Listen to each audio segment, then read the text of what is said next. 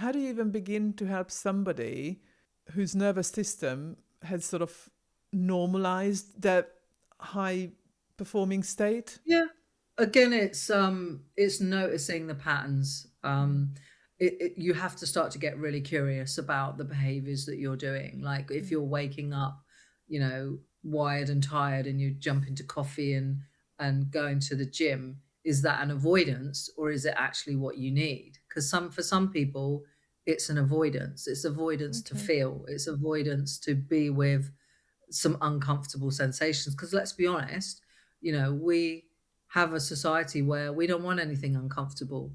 Everything is about ease and quickness and not feeling uncomfortable feelings. So it's like, oh, I've woke up tired. Is it like me trying to understand that? Or do I just drink coffee and go to the gym and try and wake myself up? It's like starting to get curious about what it is you're doing and why you're doing it. And that is like, that's the starting point Yeah. of and looking for where there is pauses and stillness and how you feel when you take those pauses and stillness. Mm. Because if you look at an animal, say there's a dog fight, a dog will out maybe has a scrap, and what does a dog do after it's had a fight, or any animal? They go and they rest and they lie down Mm. and they recover, and then they bounce back and they move on.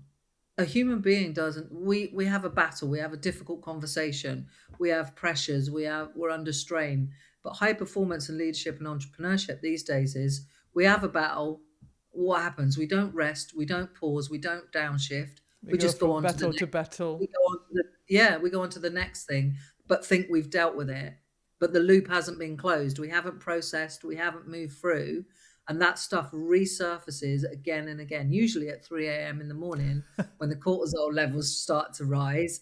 And then suddenly the nervous system's like, well, we haven't closed that difficult conversation we had today. And now my cortisol levels are high. Suddenly it's like it wakes you up and you start going over that thing that you haven't completed. And that's how it can show up. Wow, that's crazy because I really hate it when that happens. When and yeah, that 3 o'clock thing is like you are absolutely spot on with that because that tends to be that sort of time when I wake and then my brain just kicks into gear without any warning. And it's like, no, this is sleeping time. I don't want to Yeah. be thinking at the moment. And it's like, how do I Yeah. stop that? And is it where, I suppose this is where journaling kind of comes into it. And I must admit that talking about breath work, some weeks ago now, I started, it's a bit of a double-edged sword. I started taking my phone to the bedroom, which I never, ever, ever, ever done before, but only so that Mm, I can listen to a meditation session. Now, the downside of it, then I pick it up and I end up yeah. down a rabbit hole to do stuff which I shouldn't be doing. But it's really, when it's in your hand and literally the moment you bring it to life and you see notifications, then the original intention is Yeah. gone. Now, it's hard Dopamine enough to hit. control that during the day, but in the evening, it's even worse when you're actually resting and it's kind of like you don't even have that barrier, like I've got to do work. But anyway, Mm, so the upside is that I listen to a meditation practice and it always starts with deep breathing. And I came to realize that when you're laying down, you can actually breathe so much deeper. It's quite shocking how much more you can breathe in and then, of course, out as well. But that practice itself, just the breathing, because often I don't go mm. further than that, I fall asleep, Good. has really seriously improved the quality of my sleep. Just Mm. that one thing.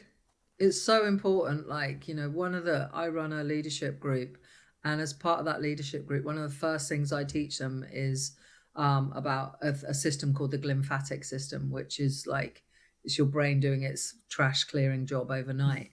But if you don't have good quality and deep sleep, the brain can't do that Mm, job. And the impact on that long term is quite shocking in terms of poor memory mm, loss, Alzheimer's, dementia.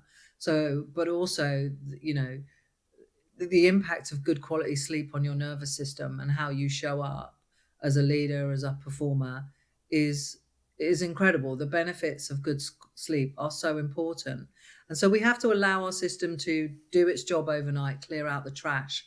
But if during the day you have not processed, because you say you have a difficult situation with your boss or someone at work, and you don't process that conversation, you move on to the next thing, or you're too busy, or you're in an environment where it's not appropriate that you can complete that loop and work through it, like I said, what happens is in the body between 2 and 4 a.m., cortisol starts to rise.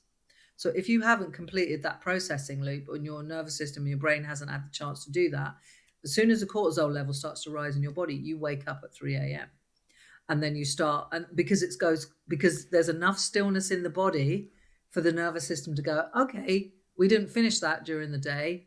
Let's do it now. I was just going to ask, it's so bizarre, like when you are in a restful state because you're sleeping, why Mm. do we have that cortisol level rise at that really strange hour of the night?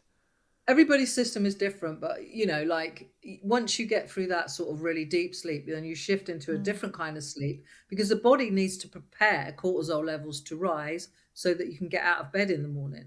We Okay. need cortisol. We need stress in the Yeah, but I body. need it at like 5 o'clock, not 3 o'clock. Yeah, exactly. But for everyone, it's different because everyone's got different circadian rhythms. So, I say 2 and 4, it might be 4, but it starts to rise. And then you naturally need that increase, like I said, to, create Yeah. sympathetic drive in the body so you can get out of bed in the morning.